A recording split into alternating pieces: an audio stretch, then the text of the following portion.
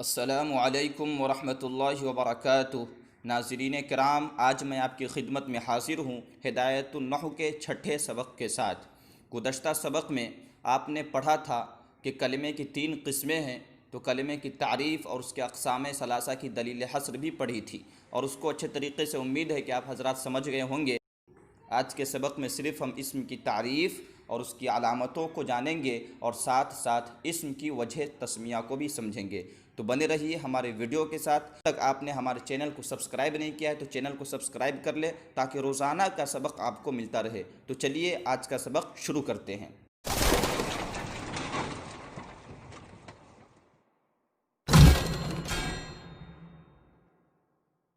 بسم اللہ الرحمن الرحیم۔ فحد الاسم کلمۃ تدل علی معنی فی نفسها غیر مقترن باحد الازمنة الثلاثة اعنی الماضی والحال والاستقبال کرجل وعلم، وعلامته صحة الإخبار عنه نحو زید قائم، والاضافة نحو غلام زید، ودخول لام التعریف كالرجل والجر والتنوین نحو بزید، والتثنیة والجمع والنعت والتصغیر والنداء، فإن كل هذه خواص الاسم، ومعنى الإخبار عنه أن يكون محكوما عليه لكونه فاعلا أو مفعولا أو مبتدأ، ويسمى اسما لسموه على قسميه لا لكونه وصما على المعنى۔ ترجمہ دیکھیے۔ فحد الاسم، پس اسم ایسا کلمہ ہے جو دلالت کرے ایسے معنی پر، علی معنی فی نفسہا، ایسے معنی پر جو اس کی ذات میں ہو، یا یوں ترجمہ بھی کر سکتے ہیں کہ اسم ایسا کلمہ ہے جو معنی فی نفسہا پر دلالت کرے، درا حال ہے کہ وہ معنی 3 زمانوں میں سے کسی بھی ایک زمانے کے ساتھ ملا ہوا نہ ہو۔ اعنی الماضی والحال والاستقبال، میں مراد لیتا ہوں ماضی، حال اور استقبال۔ کرجل وعلم، جیسے رجل اور علم، وعلامتہ، اور اس کی علامت یعنی اسم کی علامت، صحۃ الاخبار عنہ، مخبر عنہ کا صحیح ہونا ہے، نحو زید قائم، جیسے زید قائم، والاضافۃ، اور مضاف ہونا ہے، جیسے غلام زید، ودخول لام التعریف، اور لام تعریف کا داخل ہونا ہے، جیسے الرجل والجر والتنوین، یہ جر اور تنوین کا عطف لام تعریف پر ہے، تو والجر والتنوین، جر اور تنوین کا داخل ہونا، جیسے بزید، والتثنیۃ، اور تثنیہ ہونا، والجمع، اور جمع ہونا، والنعت، اور صفت واقع ہونا، والتصغیر، اور مصغر ہونا، والنداء، اور منادہ ہونا۔ فإن كل هذه خواص الاسم، بلا شبہ یہ تمام کے تمام اسم کے خاصے ہیں۔ ومعنى الإخبار عنه أن يكون محكوما عليه، اور اخبار عنہ کا مطلب یہ ہے، ومعنى الإخبار عنه، اخبار عنہ کا مطلب یہ ہے کہ وہ محکوم علیہ ہو، لکونہ فاعلا، اس کے فاعل یا مفعول یا مبتدا ہونے کی وجہ سے، ویسمى اسما، اور اس کا نام اسم رکھا جاتا ہے، لسموه علی قسمیہ، اس کے بلند ہونے کی وجہ سے، لسموه، اس کے بلند ہونے کی وجہ سے، علی قسمیہ، اپنے دونوں قسیموں پر، لا لکونہ وصما علی المعنی، نہ کہ اس کے علامت ہونے کی وجہ سے معنی پر۔ ناظرین کرام، جیسا کہ آپ کو ابھی بتایا گیا تھا کہ آج کے سبق میں ہم صرف اسم کی تعریف پڑھیں گے، اس کی علامتوں کو جانیں گے، اور اسم کی وجہ تسمیہ سمجھیں گے۔ تو فحد الاسم سے مصنف علیہ الرحمۃ والرضوان اسم کی تعریف بیان فرما رہے ہیں۔ چونکہ پڑھنے والے جو طالب علم ہوتے ہیں، ان میں بھی کچھ طالب علم اچھے ہوتے ہیں، یعنی اعلیٰ ذہن کے ہوتے ہیں، کچھ متوسط ذہن کے ہوتے ہیں، اور کچھ کند ذہن بھی ہوتے ہیں۔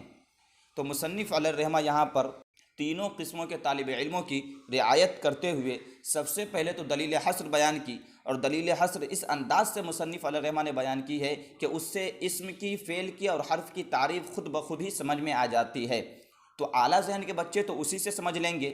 اس کے بعد ہر ایک کی یعنی اسم کی، فعل کی اور حرف کی تعریف بھی بیان کیے ہیں کہ متوسط طلبہ اگر دلیل حصر سے نہیں سمجھ پائیں تو وہ تعریف کے ذریعے سمجھ جائے۔ اس کے بعد اسم کی علامتوں کو بھی بیان کیا ہے، فعل کی علامتوں کو بھی بیان کیا ہے اور حرف کی علامتوں کو بھی بیان کیا ہے، تاکہ جو کند ذہن طلبہ ہیں وہ اگر تعریف سے بھی نہیں سمجھ پائیں، دلیل حصر سے بھی نہیں سمجھ پائیں، تو پھر ان کے لیے ایک آخری راستہ ہے کہ اس کے سامنے علامتوں کو کھول کر کے بیان کر دیا جائے، تاکہ وہ علامتوں سے کم سمجھ جائیں۔ تو مصنف علی الرحمہ فحد الاسمی سے اسم کی تعریف بیان فرما رہے ہیں اور حد کا لفظ استعمال کیا ہے۔ حد کہتے ہیں ایسی تعریف کو جو جامع اور مانع ہو، یعنی کسی چیز کی اس انداز میں تعریف کرنا جو اپنے تمام افراد کو شامل ہو اور غیر اس میں داخل نہ ہو۔ تو گویا مصنف علیہ الرحمۃ والرضوان اسم کی تعریف اس انداز میں کریں گے کہ اسم کی تعریف اس کے ہر فرد پر صادق آئے اور فعل اور حرف کا کوئی فرد اسم کے اندر داخل نہ ہونے پاوے۔ تو فرما رہے ہیں کلمۃ تدل علی معنی فی نفسها غیر مقترن باحد الازمنۃ الثلاثۃ، کہ اسم ایسا کلمہ ہے جو معنی فی نفسها پر دلالت کرے اور تین زمانوں میں سے کوئی زمانہ اس کے اندر نہ پایا جائے، یعنی ماضی اور حال اور استقبال میں سے، جیسے رجل اور علم۔ دیکھیے رجل ایک ایسا کلمہ ہے جو معنی فی نفسہا یعنی مستقل معنی پر دلالت کر رہا ہے، اپنے معنی پر دلالت کرنے میں کسی غیر کا محتاج نہیں ہے اور اس کے اندر کوئی زمانہ بھی نہیں پایا جا رہا ہے، تو یہ اسم ہوا۔ تو دو چیزیں ہو گئی، معنی مستقل پر دلالت کرے اور زمانہ بھی نہ پایا جائے، یہ تعریف جامع اور مانع ہو۔ وعلامتہ سے مصنف علی الرحمہ نے اسم کی 10 علامتوں کو گنوایا ہے۔ نمبر 1 مخبر عنہ کا صحیح ہونا، جیسے زید قائم یعنی مسند الیہ ہونا، جس کی طرف نسبت کی جائے، جیسے زید قائم میں قیام کی نسبت زید کی جانب کی گئی ہے۔ نمبر 2 والاضافۃ مضاف ہونا، جیسے غلام زیدین میں غلام مضاف ہے، یہ اسم کی علامت ہے۔ نمبر 3 دخول لام التعریف، لام تعریف کا داخل ہونا، جیسے الرجل۔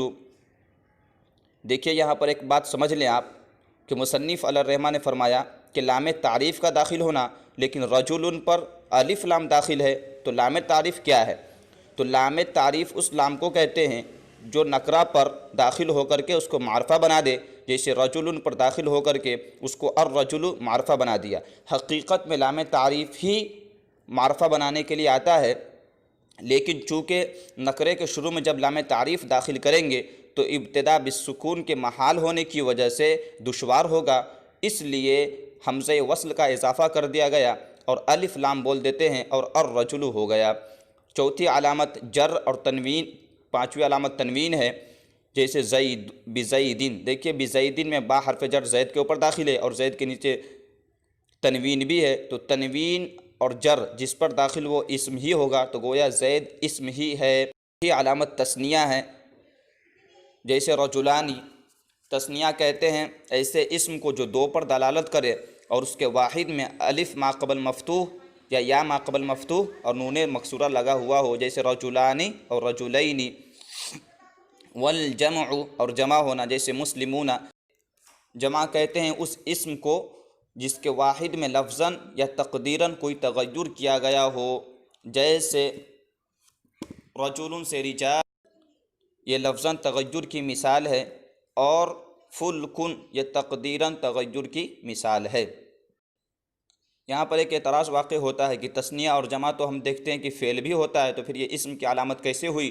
جیسے ضربا اور ضربو، تو اس کا جواب یہ ہے کہ ضربا اور ضربو یہ فعل تثنیہ اور جمع نہیں ہے، بلکہ اس کے اندر جو فاعل کی ضمیر ہے تو وہ فاعل تثنیہ اور جمع ہے، فعل تثنیہ اور جمع نہیں ہوتا ہے، اس لیے کہ ضربا کا ترجمہ ہم کرتے ہیں ان دو مردوں نے مارا، تو مارنا ایک ہی ہے، مارنے والے دو ہیں، تو فعل تثنیہ اور جمع نہیں ہوتا۔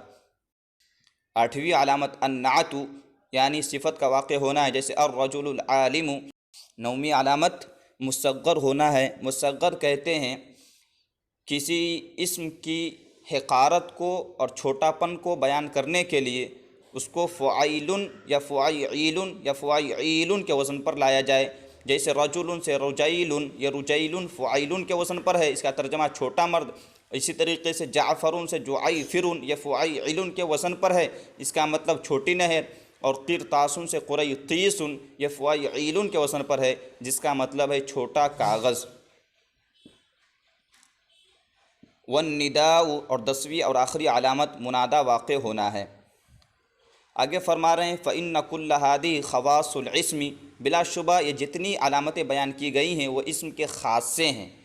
دیکھیے خاصۃ الشیء ما یوجد فیہ ولا یوجد فی غیرہ، کسی چیز کا خاصہ وہ ہوتا ہے جو اسی چیز میں پائی جائے اور اس کے علاوہ میں پائی نہ جائے۔ جیسے انسان کا خاصہ ہنسنا ہے کہ ہنسنا صرف انسان کے اندر ہی پایا جاتا ہے، انسان کے علاوہ کسی اور چیز میں پائی نہیں جاتی ہے ضحک۔ اسی طریقے سے یہ جو علامتیں بیان کی گئی ہیں، اخبار عنہ کا صحیح ہونا، لام تعریف کا داخل ہو جانا وغیرہ وغیرہ، جو 10 علامتیں بیان کی گئی ہیں وہ صرف اور صرف اسم کے اندر ہی پائی جاتی ہیں۔ ومعنی الاخبار عنہ سے مصنف علیہ الرحمہ پہلی علامت جو ہے مخبر عنہ کا صحیح ہونا، اس کی مزید تشریح فرما رہے ہیں کہ اخبار عنہ کا مطلب یہ ہے کہ وہ محکوم علیہ ہو، محکوم علیہ ہو یعنی اس کے اوپر حکم لگایا گیا ہو، اس کے فاعل یا مفعول یا مبتدا ہونے کی وجہ سے۔ یہاں پر ایک بات واضح رہے کہ مفعول سے مراد مفعول ما لم یسمى فاعلہ ہے، یعنی نائب فاعل۔ تو فاعل کی مثال جیسے ضرب زید، دیکھیے ضرب زید، زید نے مارا، تو یہاں پر مارنے کا حکم زید کے اوپر لگایا گیا ہے جو کہ فاعل ہے۔ اور نائب فاعل کی مثال جیسے ضرب عمر، عمر مارا گیا، تو یہاں پر مارے جانے کا حکم عمر کے اوپر لگا ہے، تو عمر محکوم علیہ ہوا اور وہ نائب فاعل ہے۔ اسی طریقے سے مبتدا کی مثال لے لیجئے، زید قائم، زید کھڑا ہے، تو قیام کا حکم زید کی طرف، قیام کا حکم زید پر لگایا گیا ہے جو کہ مبتدا ہے، اور وہ گویا محکوم علیہ ہو گیا۔ تو فاعل، نائب فاعل اور مبتدا یہ محکوم علیہ ہوتے ہیں، اور محکوم علیہ اخبار عنہ کی تشریح کی ہے مصنف علیہ الرحمہ نے، اور اخبار عنہ اسم کی سب سے پہلی علامت ہے، تو گویا فاعل ہونا یا نائب فاعل ہونا اور مبتدا ہونا بھی اسم کی خاصیت میں سے ہو گیا۔ وَيُسَمَّى اسْمًا لِسُمُوِّهِ سے مصنف علیہ الرحمہ اسم کی وجہ تسمیہ بیان فرما رہے ہیں۔ اس کو سمجھنے سے پہلے آپ یہ ذہن نشین کر لیں کہ اسم کی وجہ تسمیہ میں بصریین کا اور کوفیین کا اختلاف ہے۔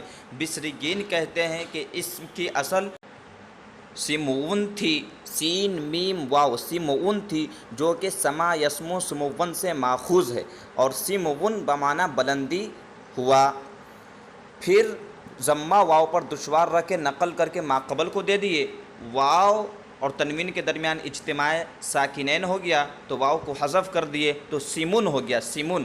پھر اسی محذوف واو کے بدلے میں شروع میں حمزہ وصل اضافہ کر دیے اور سین کا کسرہ حمزہ وصل کو دے دیے اور اسمن ہو گیا۔ تو بصریین کہتے ہیں کہ اسمن سمون سے ماخوذ ہے، جس کا مطلب بلندی کے ہے، تو میں اسم کو اسم اس وجہ سے کہتا ہوں کہ وہ اپنے دونوں قسیم پر بلند ہوتا ہے۔ اور کوفیین کا کہنا یہ ہے کہ میرے نزدیک اسمن کی اصل وسمن ہے، واو سین میم، واو کو خلاف قیاس حمزہ سے بدل دیے اسمن ہو گیا، پھر خلاف قیاس حمزہ کے فتحہ کو کسرہ سے بدل دیے اسمن ہو گیا۔ اور ہماری دلیل یہ ہوگی کہ ہم اسم کو اسم اس لیے کہتے ہیں کہ وہ اپنے معنی پر علامت ہوتی ہے۔ اس کے بعد آپ سمجھیے کہ قسیم کیا ہوتا ہے۔ دیکھیے ایک ہوتا ہے مقسم اور ایک ہوتا ہے قسم اور ایک ہوتا ہے قسیم۔ مقسم جس کی تقسیم کی جائے، جیسے اس بحث میں کلمے کی تقسیم کی گئی ہے تو کلمہ مقسم ہے، اور اس کی قسمیں اسم فعل اور حرف ہے، جو مقسم سے نکلے وہ قسم کہلاتی ہیں۔ تو مقسم کلمہ ہوا، اسم فعل اور حرف یہ قسم ہوا، اور یہ قسم آپس میں ایک دوسرے کی قسیم کہلاتی ہیں، جیسے اسم فعل اور حرف یہ تینوں آپس میں ایک دوسرے کی قسیم ہے۔ تو بصریین کہتے ہیں کہ ہم اسم کو اسم اس وجہ سے کہتے ہیں کہ وہ اپنے دونوں قسم، اسم کے مقابلے والا قسم کیا کا ہوگا؟ حرف اور فعل۔ تو اسم اپنے دونوں قسیموں پر بلند ہوتا ہے، اس اعتبار سے بلند ہوتا ہے کہ دو اسم مل کر کے جملہ تام بن جاتا ہے، جیسے زید قائم، تو دیکھیے زید بھی اسم ہے اور قائم بھی اسم ہے، یہ دونوں مل کر کے جملہ تام بن گیا، تو یہ دونوں مل کر کے جملہ تام بن جاتا ہے۔ لیکن دو فعل مل کر کے جملہ تام نہیں بنتا ہے، اسی طریقے سے دو حرف مل کر کے بھی جملہ نہیں بن پاتا ہے۔ تو اپنی خاصیت کے اعتبار سے اسم اپنی دونوں قسم پر بلند ہے، تو اسی وجہ سے ہم نے اسم کا نام اسم رکھا ہے، جو کہ سما یسمو سمون سے ماخوذ ہے اور اصل میں سمون تھا۔ تو مصنف علیہ الرحمہ بھی وَيُسَمَّى اسما لِسُمُوِّهِ عَلَى قَسِمَيْهِ کہہ کر کے گویا مذہب بصریین کی تائید کر رہے ہیں، اور لا لِكَوْنِهِ وَصْمًا عَلَى الْمَعْنَى کہہ کر کے کوفیین کے مذہب کی تردید کر رہے ہیں۔ تو گویا مصنف علیہ الرحمۃ والرضوان بصریین کے سپورٹ میں ہیں۔ کیوں؟ اس لیے کہ کوفیین کا جو مذہب ہے اس پر اعتراض واقع ہوتا ہے۔ کوفیین کہتے ہیں کہ ہم اسم کو اسم اس وجہ سے کہتے ہیں جو کہ وہ اپنے معنی پر علامت ہوتا ہے، جس کی اصل وسمن تھی۔ تو اعتراض واقع ہوتا ہے کہ فعل بھی تو اپنے معنی پر علامت ہوتا ہے، تو فعل کو بھی اسم کہہ دیجئے۔ چلیے ناظرین، پھر کل ملاقات ہوگی ایک نئے سبق کے ساتھ، جب تک کے لیے خدا حافظ۔ لیکن ہاں، ایک گزارش کرتے ہی چلوں گا کہ اگر ابھی تک آپ نے ہمارے اس چینل کو سبسکرائب نہیں کیا ہے تو چینل کو سبسکرائب کرے اور بیل آئیکن کو دبانے کے بعد آل والے آپشن پر بھی کلک کر دے، تاکہ روزانہ کا سبق آپ تک پہنچ سکے۔ اسی طریقے سے جو ساتھی بھی ابھی تک محروم ہے ان تک بھی اس درس کو پہنچانے کی کوشش کرے۔ اللہ رب العزت ہمارے اس درس کو قبول فرمائے۔ اور اگر ابھی تک آپ نے پچھلا سبق نہیں پڑھا ہے تو ڈسکرپشن میں تمام لنک دیے گئے ہیں، آپ اس لنک پر کلک کر کے ایک ایک سبق پڑھ سکتے ہیں۔ اگر آپ حضرات کے ذہن میں کوئی اعتراض واقع ہو یا اشکال واقع ہو تو آپ بلا تردد کامنٹ کریں، انشاءاللہ جواب دیا جائے گا۔